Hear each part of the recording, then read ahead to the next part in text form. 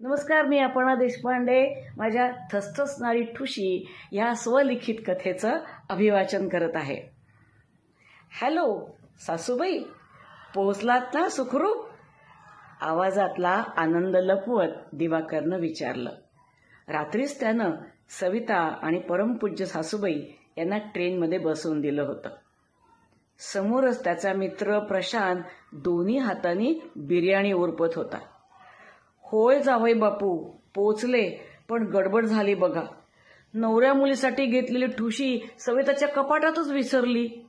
तुम्ही परवा येताय ना, आठवणीने घेऊन या बरं. नवऱ्या मुलीच्या आहेराची ठुशी कशी काय विसरलात हो? विसरायचं ना, मला सांगूच नका. सविताला बाजारात सोडून एकटे घरी आला होतात ना, परवा घेऊन या ती ठुशी आठवणीनं. दिवाकरनं कपाटात सगळीकडे बघितलं, पण त्या ठुशी नामक प्रकरण काही सापडलं नाही. त्यानं बायकोला म्हणजे सविताला फोन केला. अगं, कुठं आहेत तुमच्या ठुशीबाई? अख्खं कपाट शोधलं मी. माझ्या साड्या उचकटून ठेवू नका हं. दुसऱ्या कप्प्याखाली चोर कप्पा आहे, त्यात बघा ना जरा. त्याची किल्ली कुठं आहे? वैतागत त्याने विचारलं. अहो, स्वयंपाकघरात फळीवर साबुदाणा असं लिहिलेल्या डब्यात पोहे आहेत, त्यातही चावी. काय ह्या बायका कुठं काय ठेवतील नेम नाही म्हणत त्याने चावी आणली. सविता, इथं तर एकही दागिना नाही. अय्या, विसरलेच हो मी, आत्ता आठवलं. अहो, ती ठुशी ना पौर्णिमाने नेलीये, तिच्याकडून आणून घ्या ना प्लीज. हे ऐकून दिवाकरचं निम्म अवसान गळालं आणि त्याला बघून प्रशांतनं दात काढले. पशा, हसू नकोस बे. आता तू जा पौर्णिमाकडे आणि आण ती ठुशी. प्रशांत गेल्यावर अंघोळ करावी म्हणून दिवाकरनं अंगाला टॉवेल गुंडाळला आणि खालून जोरात प्रशांतचा आवाज आला. दिवाकर! टॉवेल गुंडाळलेल्या आवाजातच तो बाहेर आला. जोराचा वारा आला आणि धाडकन लॅच लागलं. काय झालं प्रशांत? अरे, तुझ्या गाडीत पेट्रोल नाहीये, ये ना खाली.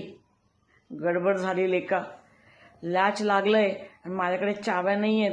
मी हा असा अर्धनग्न अवस्थेत बाहेर अडकलोय. तितक्यात समोरच्या प्रभावहिनी आल्या. अय्या भाऊजी, तुम्ही तर भन्सालीच्या सिनेमातले रणबीर कपूरच दिसताय. दिवाकरनं लाजून अंग आकसलं. दुप्पट पैसे घेऊन चावीवाल्याने लॅच उघडून दिलं आणि नंतर गाडी पेट्रोल पंपापर्यंत ढकलताना दिवाकरचे हाडं ढिले झाले.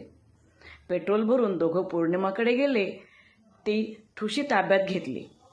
आपली अख्खी दुपार वाया घालवणारी ठुशी त्याच्या नजरेत ठसठसत होती. दोघांनी पळतच मिनर्वा गाठलं आणि निवांत सिनेमा बघितला. थिएटरमधून बाहेर आल्यावर दिवाकर म्हणाला, पशा, ती ठुशीची बॅग डिक्कीत टाक बाबा, पुन्हा भानगड नको.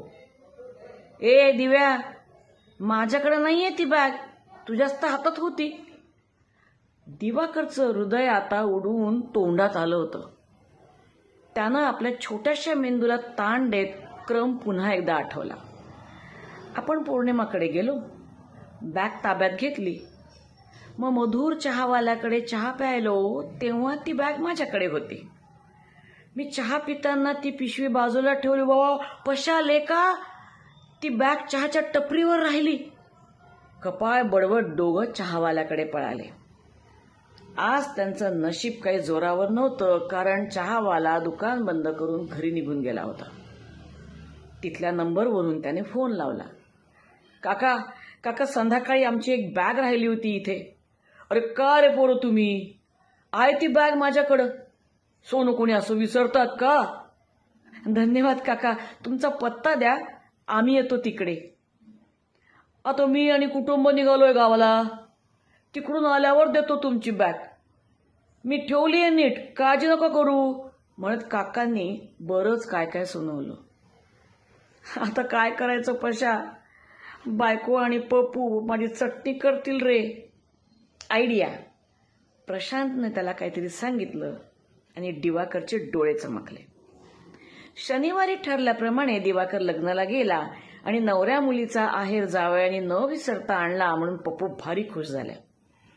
दिवाकरने तशीच दिसणारी नकली ठुशी बागेतनं काढून दिमाकात सासूबाईंच्या हवाले केली. मिळाली ग बाई ठुशी, सासूबाई म्हणाल्या आणि मागून आवाज आला, अरे पाहुणं इकडं कुठं? दिवाकरने वळून बघितलं आणि त्याला दरदरून घाम फुटला. समोर चहावाले काका उभे होते. काय योगायोग म्हणायचं, तुम्ही इथं? तुमची सोन्याची ठुशी माझ्याजवळ आहे की, देतो आत्ता आणून, इथंच थांबा. दिवाकरनं केविलवाण्या नजरेनं सासूबाईंकडे बघितलं. कमरेवर हात ठेवून पप्पू दिवाकरकडे रोखून बघत होत्या. धन्यवाद.